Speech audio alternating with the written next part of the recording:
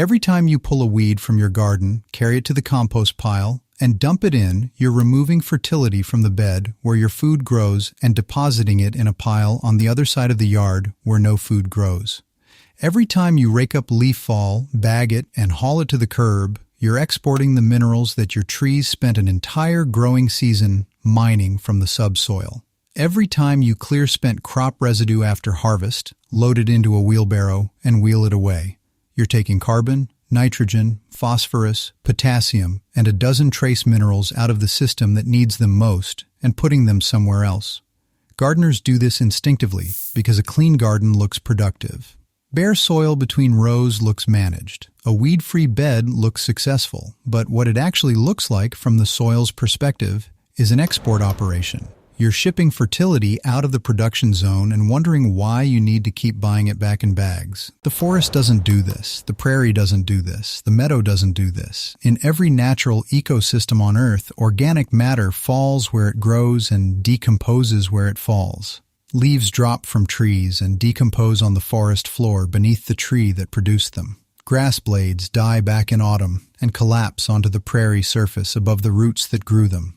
Wildflowers finish their season and topple onto the meadow floor, their stems and seed heads breaking down in place, their nutrients cycling back into the exact same soil that grew them. Nothing is hauled away. Nothing is composted in a separate pile. Nothing is removed from the system. The fertility stays where it was produced, and the soil gets richer every year because the nutrient cycle is closed. Chop and drop closes that cycle in your garden. It's the simplest, laziest, most efficient fertility building practice in the entire gardening toolkit, and it requires nothing more than a pair of shears and the willingness to leave your cuttings on the ground instead of carrying them away. The method is exactly what the name describes. When a plant needs to be cut back, whether it's a weed that's getting too tall, a cover crop that's finished its job, a comfrey plant that's ready for its seasonal harvest, or spent crop foliage after the last picking, you cut it at or near ground level and drop the cut material right where it falls, on the soil surface, around the base of neighboring plants, in the pathways between rows, wherever it lands. You don't bag it, you don't carry it, you don't process it, you drop it. Two things happen simultaneously, one above ground and one below, and both are critically important for the soil building system this series has been teaching. Above ground, the cut foliage sits on the soil surface and begins decomposing. Bacteria colonize the fresh plant material within hours. Fungi follow within days. Worms discover the new food source and begin pulling fragments underground, mixing them with gut bacteria and depositing castings throughout the top few inches of soil. The decomposition happens in place, directly on the bed surface, delivering every nutrient in the cut material back to the exact soil zone where the next crop's roots will feed. No nutrients are lost to a distant compost pile. No nitrogen evaporates as ammonia gas during a hot composting cycle. No minerals wash out of a pile bottom into the soil beneath the compost bin where nothing is growing. Everything stays where it belongs. Below ground, the roots of the cut plant remain in the soil. This is the detail that most gardening guides miss entirely, and it's arguably more important than what happens to the foliage above. When you pull a weed, you extract the root and leave a hole. When you chop a weed at ground level and leave the root in place, something far more useful happens. The root dies. It's been severed from its energy source, the photosynthesizing leaves above, and it can't sustain itself. Over the following weeks, soil organisms decompose the dead root from the outside in. The space that the root occupied becomes a channel, a tube-shaped void running through the soil along the exact path the root grew. That channel doesn't collapse because the surrounding soil particles are held in place by the root zone biology, the fungal hyphae, and bacterial biofilms that colonize the living root's surface during its growth. These root channels are the same structures described in the worm magnet and root web videos. They function as pathways for water infiltration, allowing rain to penetrate downward through the soil profile faster than it could through undisturbed ground. They provide air channels that deliver oxygen to the root zone from the surface, and they serve as highways for the roots of the next plant you grow in that spot, which will follow the path of least resistance through the decomposing channel rather than having to force their way through compacted soil. When you pull a weed by the root, you remove the channel-creating potential and leave a disturbed pocket of loose soil that collapses and compacts within a few rain events. When you chop the weed and leave the root, you preserve the channel structure, feed the soil biology that colonize the root zone, and maintain the no-till soil architecture that every video in this series has identified as the foundation of healthy soil. Chop and drop. Don't pull and haul. The difference in soil outcomes, measured over a season, is significant.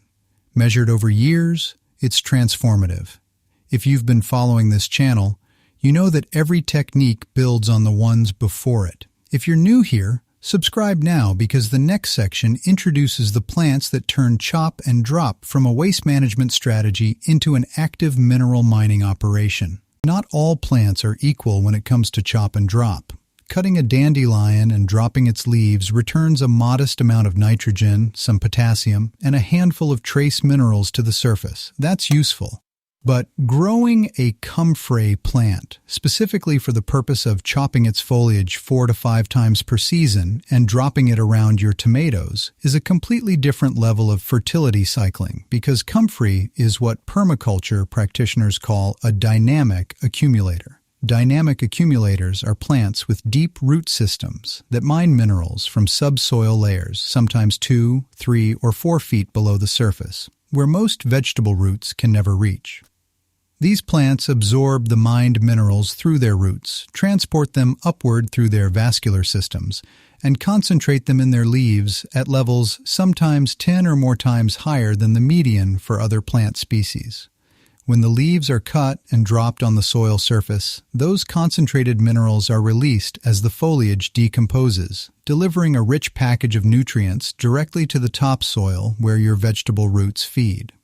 The concept has been somewhat controversial in academic circles because early lists of dynamic accumulators were based on anecdotal observation rather than controlled research. Robert Kurek, who popularized many of the original lists in his permaculture writing, later acknowledged that his early claims were unscientific. But recent research, particularly a multi-year field trial conducted at Unadilla Community Farm in partnership with Cornell University, has confirmed that several commonly cited dynamic accumulators genuinely do mine and concentrate specific minerals at levels that make them valuable as chop and drop mulches. Comfrey is the superstar of the dynamic accumulator world, and the Cornell study confirmed what permaculture practitioners have observed for decades. Russian comfrey, specifically the sterile cultivar known as Bocking 14, concentrates potassium and silicon in its leaves at levels significantly higher than most other plants. It also accumulates calcium, iron, and phosphorus. The plant produces enormous leaves, sometimes 2 feet long and nearly a foot wide, that grow from a central crown at rates that allow 4 to 5 full harvests per growing season in temperate climates. You cut the leaves at the base. They regrow within 3 to 4 weeks. You cut them again. They regrow again. Each cutting produces a fresh batch of mineral-rich mulch that decomposes rapidly on the soil surface, because the large, soft comfrey leaves break down faster than most other plant material. Plant Bocking 14 comfrey at the edges of your vegetable beds, along fence lines, around fruit trees, or in any underutilized corner where you need a permanent source of free, mineral-rich mulch. The Bocking 14 cultivar is critical because it's sterile, producing no viable seed, which means it won't spread invasively through your garden the way wild comfrey does. It can only be propagated by root division, giving you complete control over where it grows. Once established, a comfrey plant will produce chop and drop material for 20 years or more from the same root crown with zero inputs other than the sunlight and water it collects on its own. Stinging nettle is the second most valuable dynamic accumulator for chop and drop fertility cycling, and the Cornell field trial produced particularly striking results for this species. Nettle chop and drop mulch more than doubled calcium concentrations in the top 12 inches of soil compared to unmulched controls.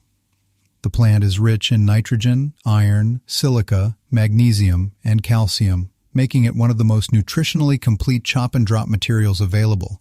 It grows aggressively in moist, nitrogen-rich soils, producing dense stands of upright stems 3 to 5 feet tall that can be cut 2 to 3 times per season. The cut stems and leaves decompose moderately quickly, faster than woody material but slower than comfrey, providing a sustained nutrient release over several weeks. Nettle has one obvious disadvantage. It stings. The leaves and stems are covered in tiny hollow hairs called trichomes that inject formic acid and histamine into the skin on contact, producing the familiar burning sensation. Wear thick gloves and long sleeves when cutting. Once the foliage wilts, typically within a few hours of cutting, the stinging capacity diminishes because the trichome pressure drops. Wilted nettle mulch doesn't sting. Fresh-cut nettle does. Work accordingly. Dandelion, the most universally despised plant in the suburban lawn, is one of the most valuable dynamic accumulators in temperate regions. Its deep taproot, which can extend 2 to 3 feet into the ground, mines calcium, potassium, iron, and silicon from subsoil layers and concentrates them in the leaves. When you chop a dandelion at ground level and leave its leaves on the bed surface, you're returning deep subsoil minerals to the topsoil for free. The taproot, left in place, decomposes into a channel that improves drainage and provides a pathway for the next plant's roots to follow into the deep soil where the dandelion was mining. Every dandelion you chop and drop is a free mineral delivery and a free soil improvement project, courtesy of a plant that most gardeners spray, pull, and throw away. Lamb's quarters and red root amaranth are common garden weeds that most gardeners recognize and immediately try to eliminate.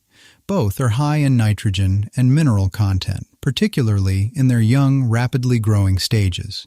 Both produce significant biomass quickly, and both, when chopped at ground level before they set seed and dropped as mulch around crop plants, return their accumulated nutrients to the topsoil as effectively as any purchased amendment. The key with these species is timing. Chop them before they flower. Once they set seed, chopping and dropping scatters viable weed seeds across the bed surface, which defeats the purpose. But in their vegetative stage, these weeds are free fertilizer, growing spontaneously in the spaces between your crops. Cut them, drop them, let them feed the bed. The timing principle applies to all chop-and-drop plants. Cut before flowering. That's when the nutrient concentration in the leaves is at its peak, because the plant has been mining and accumulating minerals all season in preparation for the energy-intensive flowering and seed production phase.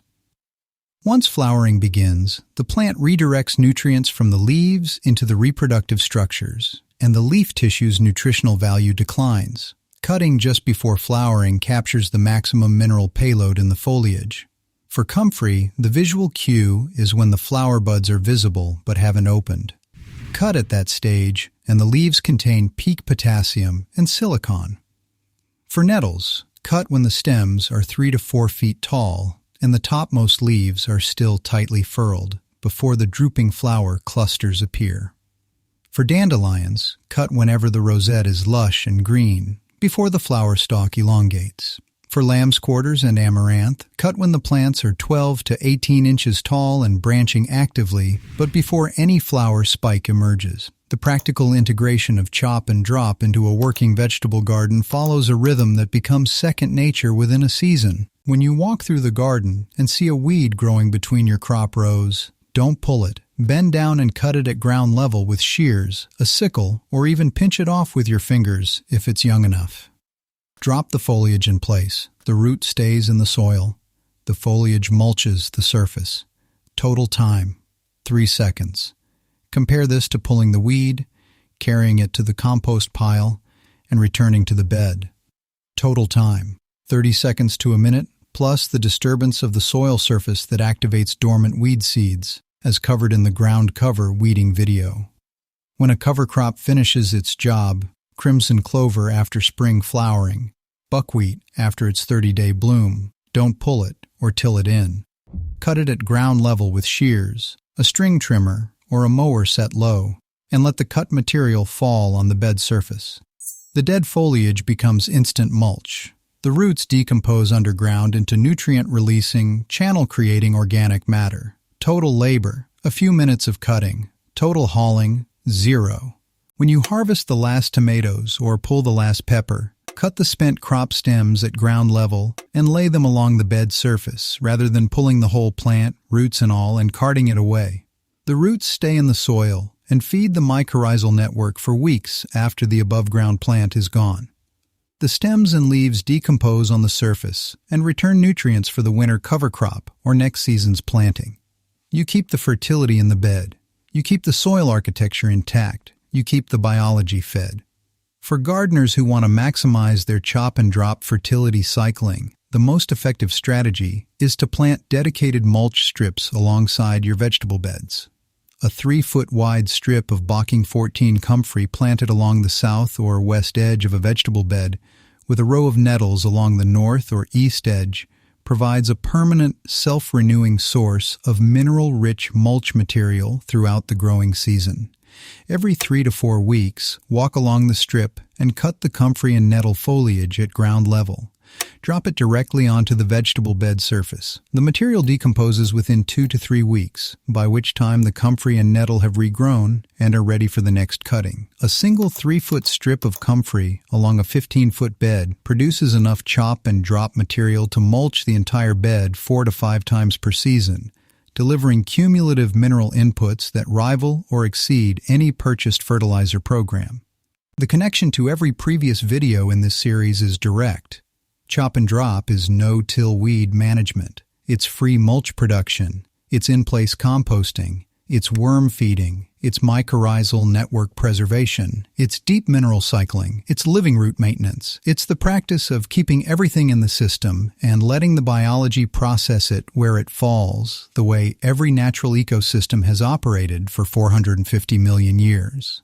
Stop pulling weeds and carrying them away. Stop raking and bagging. Stop clearing beds to bare soil after harvest. Cut it. Drop it. Walk away.